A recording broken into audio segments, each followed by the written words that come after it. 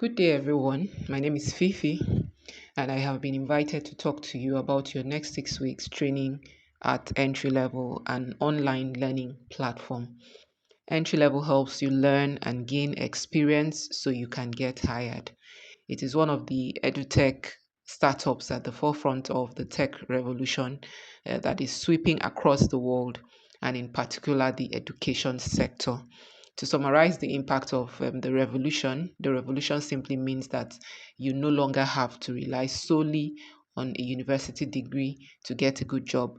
By taking a short tech program like the one you are currently enrolled in, you can upskill or reskill into tech, either as a way to reinvent yourself as a career person or just to build upon your chosen career so that you become more relevant and so that you are better prepared to compete in that field in the near future. Entry Level's mission is to empower 1 billion people around the world to discover, reskill into, and nurture meaningful careers driven by technology and to get them ready for the labor market of the future. And all this we intend to do by 2030. This means that there is a labor force of at least 1 billion young tech skilled people that is right now being equipped globally. So the question is, how prepared are you to compete in this labor market of the future with these 1 billion people? Since you are here and on your way to taking one of our tech programs, I take it that you are getting ready and I applaud you for that. The training you will receive will give you job identical experience in your chosen tech path. I'm going to talk about what the outcomes are. So, one unique thing about your entry level program is the final outcome. So, usually, when you take a course, you have to take an examination at the end. You have to prove that you have learned what you set out to learn by passing an examination. That becomes the outcome of your training, and then you are issued that certificate. On the contrary, the outcome when you take an entry level program is not to pass an exam. There is no pass or fail grade. It feels more like taking an internship where you are given a series of hands on tasks, and all you have to do is attempt them and attempt them well to graduate. The training is divided into modules. Under each module, you have missions and tasks. So, as you are learning, you are taking action on the concepts you are learning. At the end, you are guided to put together these tasks into a portfolio of your work so you can show that to prospective employers so that they can see what you can do as a product manager, as a data analyst, a growth marketer, and so on. So, as you are doing all your tasks week after week, you are actually building a professional work portfolio. With this portfolio, you can showcase to a potential employer what you know how to do and your new skill. The portfolio is something that can really stand you out among other job applicants. When you submit your portfolio, it will then go through something called peer review. During the peer review, everyone will be assigned a number of portfolios that other candidates have created. You will be given the portfolios of other candidates, and other candidates will be given your own portfolio. You will be given a guideline on how to grade each other. So we follow a rating system, and you will all grade each other from 0 to 5 star. Also, you will be asked to give feedback, that is, to comment on the portfolio, and if applicable, you can suggest ways the person can improve upon their portfolio. So that other candidates can know how to rework their portfolio to make it better. And of course, the same applies to you. You also get feedback about your portfolio, so you can know how to rework it afterwards. Aside from your portfolio, you will also be issued with a certificate with an attestation at the end of the program. Another exciting thing that you should know about your program is that you are given opportunities to earn badges that can be displayed on your certificate. There are 6 badges that you can earn: independent learner, team player, on time badge, team leader, critical thinker, and academic excellence. So at the end of the program, you can share both your portfolio and your certificate on LinkedIn, a professional network of a social platform, and you can get noticed by employers and recruiters, and hopefully someone will reach out to you for a job. Um, from the testimonials of students over the years, there have been a lot of great success stories from people who have taken our programs. People are finding jobs, getting internships, building their own tech businesses, and so on after taking entry level programs. Because of the limitation of this medium for your orientation, I won't be able to share these testimonials with you, but I will put a link, I'll make a link available to a link to the website where you can read all the wonderful testimonials from past students. I want to talk about another very important feature of your program, which is the deadlines. So, something important to talk about are the deadlines within the program. There are two important deadlines. The first deadline is for finishing all your tasks, all the tasks that are in your missions, and submitting the final portfolio that you will create by putting together all your worked solutions to those tasks. When the deadline date arrives, submission will be locked, so you won't be able to submit your portfolio after the deadline, after deadline one, and that is an automatic fail, which means you've dropped out of the program automatically if you do not meet that deadline. So you have to work fast and work hard. The second deadline is for submitting your peer review. It is very important to note that you can't progress to peer review if you did not meet deadline one. Because if you did not submit your portfolio, then there is nothing for anyone to review. So your peers will not have anything to review, and obviously there's no point giving you a peer's work to review. The implication of this, of course, is that you will, when you don't get peer review, you cannot see how you performed, or you don't have feedback that you um, could use to improve your portfolio, so that when you show your portfolio to potential employers, you are putting out your very best work. So if you miss the second deadline, that's also an automatic fail. So if you fail to do, if you do peer, if you do your work and you submit your portfolio, but you fail to meet up with the peer review, that means that you will also be dropped out of the program. The final criteria for graduating is that you have to attempt all your tasks. So you cannot omit any relevant task when submitting your portfolio. You'll be guided on in the portfolio module on the tasks that you need to gather together to put into your portfolio. So you have to make sure that under each one you have done significant work. You understand? You don't skip any of the headings that you are asked to submit. Now, the certificate. So we've mentioned that apart from your portfolio, you get a certificate. So there are two types of certificates that you can earn: the standard and the premium certificate. The standard certificate is like a certificate of attendance, just to show that you completed the program. But the premium certificate looks beautiful and it's well designed. It has the signature of the CEO and the learning designer, and a short attestation talking about the skills you have acquired, and also it will display all the badges you earned. The badges are actually a testimonial in themselves, a testimonial to your soft skills, such as your leadership skills, your ability to think critically, and so on. The premium certificate will also showcase your badges that you've earned. Whereas, even if you earned all the badges and you got the standard certificate, the badges will not be shown on the standard certificate. As a JoFund scholar, you will automatically be getting the premium package. I mean, I will explain a little further about that. So it's not quite automatic, but that's what you are going to be signed up for. Then the rest will basically depend on you. So in this package, you will get that premium certificate as well as other perks, including um, permanent access to the program content when you finish, so you can continue to study the program if you like. I think that will be for a month. So a month after your program, you'll still be able to um, go over your coursework, practice it again, use it to redo your portfolio to your satisfaction. Um, one thing to note is that even when you have permanent access, you can't submit anything again. So even when you redo your portfolio, it's not so that you can submit it, but it's now yours. Remember that this is one of the outcomes. In fact, this is the major outcome of this program. It's so that you can build a work portfolio. So that is what you'll be doing when you get permanent access. You're able to continue to use the content, go over it, what you didn't get the first time, look through it and make sure that you get it right, and then you use it to rework your portfolio.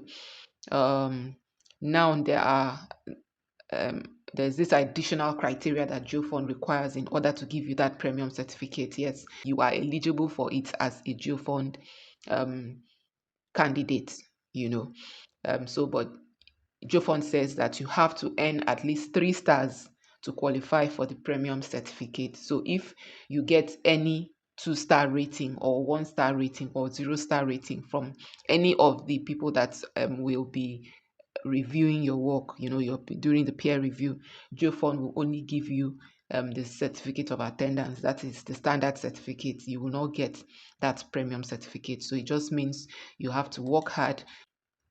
So I will also talk about how the modules open. So the way the program works, each module has a day that it will open. So when you first start the program, maybe only modules 1 to 3 will be open. Then on a certain date, modules 4 to 7 will be open, and so on. You have to finish one mission before another one opens. Finishing the mission means submitting any task. Sometimes they are checklist or quizzes. You have to finish those before you can go to the next mission. So when you first join, you'll find that pre-work is always open from the beginning. And pre-work is basically to introduce you to all the tools that you will use for your program, so you can start to download your tools. And one quick point, please, if you have to create an account, as most of the programs will require to create an account or to open a tool and such, please don't use your GeoFund email that you have received. Please use your personal email for opening accounts like Figma, Kaggle, Trello, all those tools that you might need to Excel, Google Sheets, all that. Please use your personal email account. The reason for this is that even after the scholarship, even after the training, you want to have access to the work you've done so that you can, it's yours. You can always look at it. Now let's talk about the community. One of the important features of entry levels learning model is the learning community. In the community, you are going to become a part of a team of other students taking the same program with you, and even students taking other programs. Like right now, you are all in different programs, but you all meet yourselves over there. You will be broken into your own program teams, quite all right, but you also have the larger community at your disposal. So even though you are expected to work individually, to build your own portfolio, you have this group of people taking the same program. So you can ask questions. If you get stuck on any task, you are free to go into your program team and say, hey, do you know how I can get out of this issue? The community is a super supportive environment, and it will really help you and motivate you to complete your program. So don't worry about meeting the criteria I've enumerated above, because you will have peer support during this program for your coursework, and you are there is a very high likelihood that you will get to the end and that you will complete if you apply yourself, if you're diligent, if you ask questions. You ask questions in the community, even here on GeoFund. If you ever get into any trouble, please ask questions. It's very, very important that you ask questions. Let's talk about your strategy. I've told you how things work. Let's talk about the strategy. So this is the main reason why I'm here, to talk to you, to prepare your mind, and to give you the tips and tricks for making it through the process this 6 weeks, so that you don't miss that certificate and having a portfolio that you can be proud of, at the end of this program. So the first thing I want to talk about are the badges. Like I already mentioned, the badges will allow potential employers to see your soft skills. For instance, if you got the on-time badge, it can signal to an employer that you are good at meeting deadlines and managing your time well. If you get the team player badge, it can mean that you know how to work with a team of people, which means you will be functional on their team. So any employer would like to have you on their team. Again, the badges are the independent learner badge, the team player badge, the on-time badge, the team leader badge, critical thinker badge, and academic excellence badge. It's important to note you cannot earn both the independent learner badge and the team player badge. You can only earn one of them. This is because you only earn the team player badge if you join the community. So if you don't join the community and you just stay on your own, and take your program, you will earn the independent learner badge. So those two are different sides of the same coin. So for GeoFund scholars, you are actually required to join the community, and you will know how when you receive your welcome email. For the team leader badge, you earn it if you are helpful within the community. So you have to be helping other students answer questions. Let's see, the critical thinker badge. You can earn the critical thinker badge by going above and beyond in the peer review task. I will talk more about this shortly, but finally, the academic excellence badge is earned if your program has a final quiz and you answer all the quiz questions correctly. The badges, as you have seen, are both easy and difficult to earn. I will tell you why I said this. So the bar for earning the badges, I feel, is very attainable. For instance, just by taking a program, you are bound to earn either the independent learner badge or the team leader badge if you join the community. So, but as a strategy, joining the community is better because it gives you the chance to earn the team leader badge. You can't stay on your own and earn a team leader badge. That's just not possible because you have to be in a team, and show yourself to have leadership skills before you can earn that badge. Again, the team leader badge is for being helpful in the community and helping other students to answer program questions and just being a helpful person in general.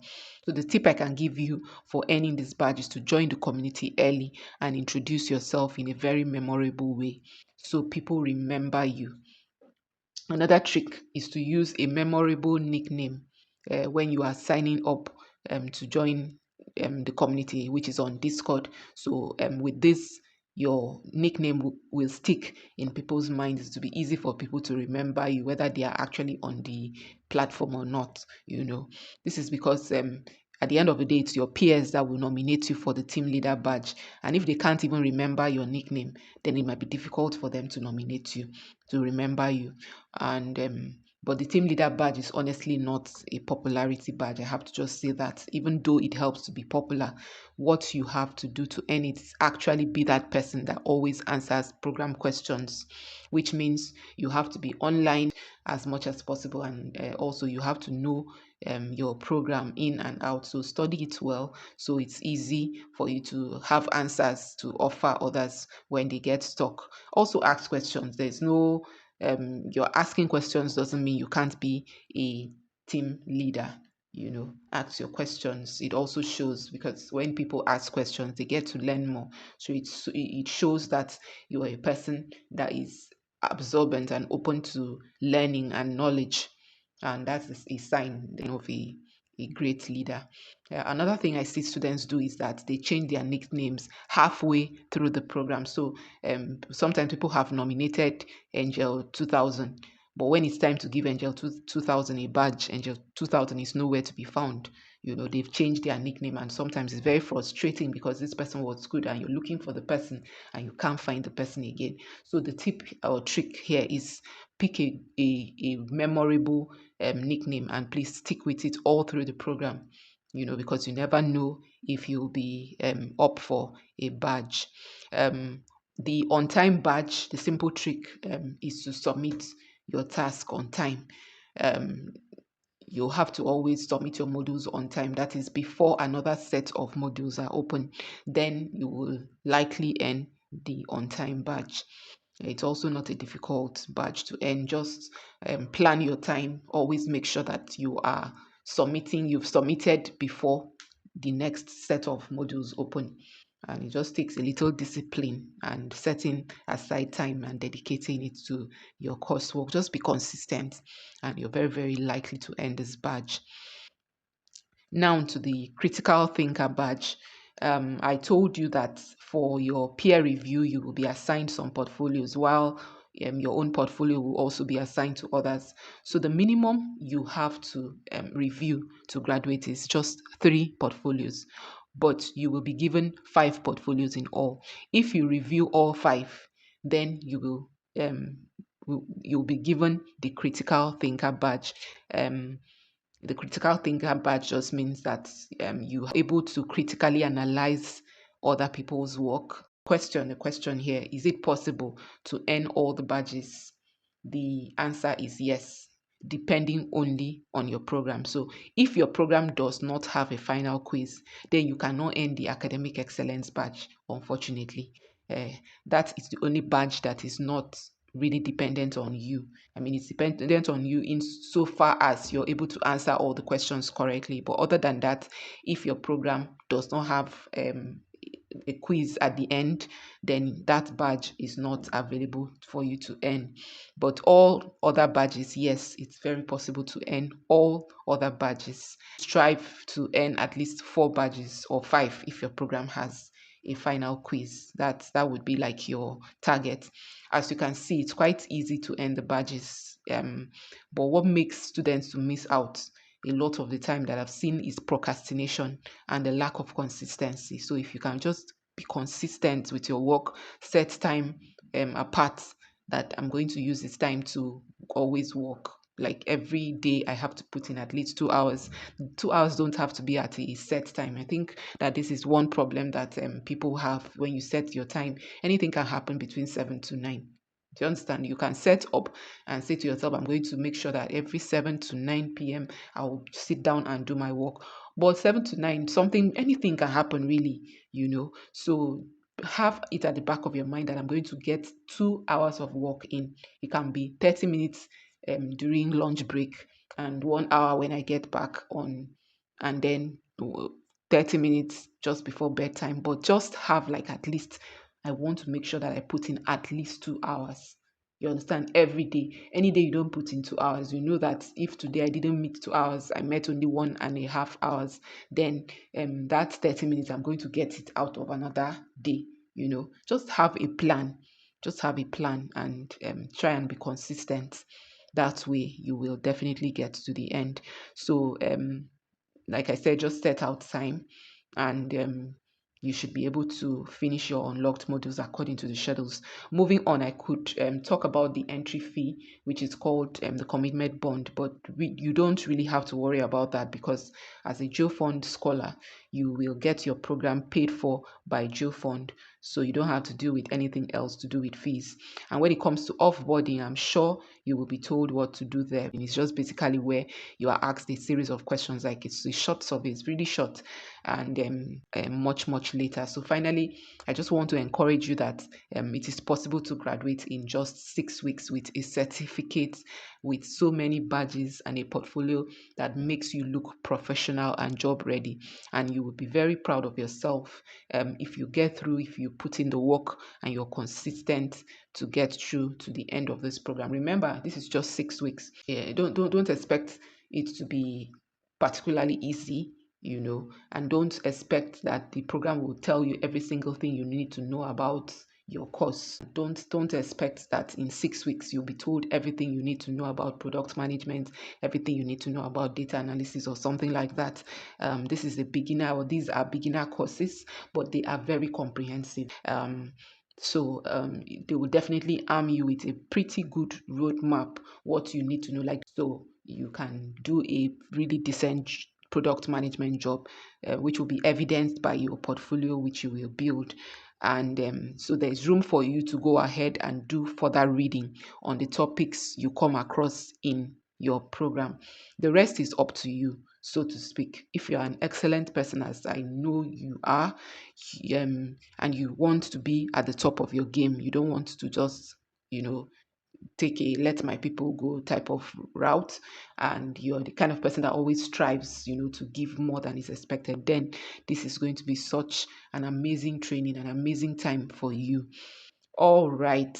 How to start at entry level. So at this point, I know you can't wait for the program to start, so you can dive in. The entry level program starts on the start date that is stated in your welcome email, at 11:59 UTC, which is the time zone that is used. So a quick tip there: UTC is 1 hour behind us. So that 11:59 is actually a minute to 1 a.m. in GMT, which is our own time zone. So for your deadlines, always convert that to 1 hour behind you. Remember, you have a support system here in JOFON to always reach out to in case you need any help with anything related to the program you are taking. If you run into any problem, please reach out. I think you have a really unique opportunity here.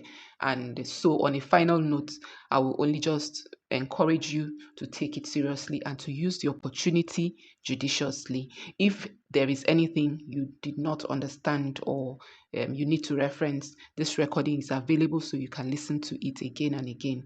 Also, if there is anything you don't understand, you are allowed to ask questions. You can ask questions in the WhatsApp group that you'll be transferred to until the end of your program.